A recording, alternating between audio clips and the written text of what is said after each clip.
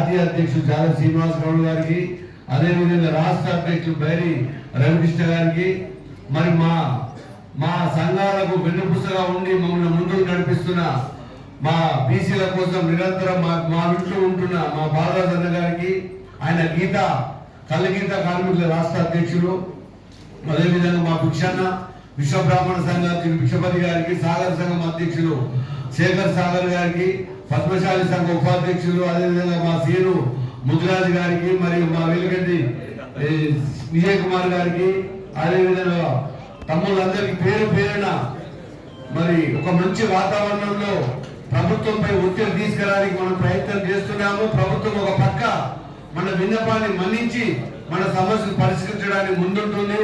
మరి అన్నయ్య ఈరోజు పేపర్ చూడలేదు, బీసీ కులగన చేస్తామని చెప్పి ప్రభుత్వం కూడా ఇవాళ పేపర్ స్టేట్మెంట్ ముఖ్యమంత్రి గారు ఇవ్వడం జరిగింది.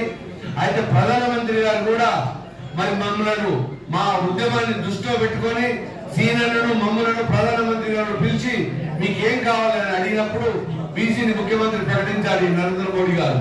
మరి అదే విధంగా రాహుల్ గాంధీ గారు మరి జోడో యాత్ర సందర్భంగా మరి ఆయన కూడా బీసీలకు కుల జనగణన జరిపించి బీసీలకు బడ్జెట్ పెంచుతాము, బీసీలకు అన్ని విధాలుగా రాజకీయంగా 43% 43% రిజర్వేషన్ పెంచుతామని చెప్పి రాహుల్ గాంధీ గారు కూడా మాటిచ్చారు. ఎందుకంటే ఈ ఉద్యమాన్ని చూసే వాళ్ళు చేస్తున్నారు.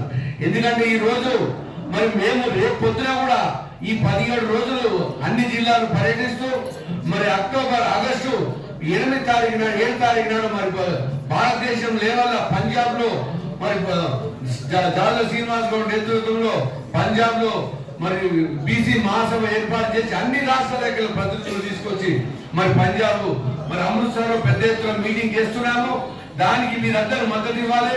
మరి దానికి కూడా ప్రధానమంత్రి గారిని మన సమస్యలపై మనకు రాబోయే బడ్జెట్ లో కూడా బీసీలకు బడ్జెట్ పెంచాలనే ఉద్దేశంతో ఆ మీటింగ్ ఏర్పాటు చేస్తున్నాము. మేమందరం టికెట్ కూడా బుక్ చేసుకోవడం జరిగింది.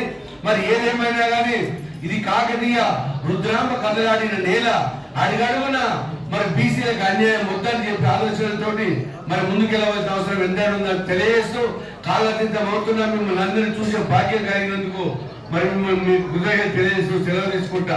నమస్కారం. జై విశ్వకర్మ, జై బీసీ.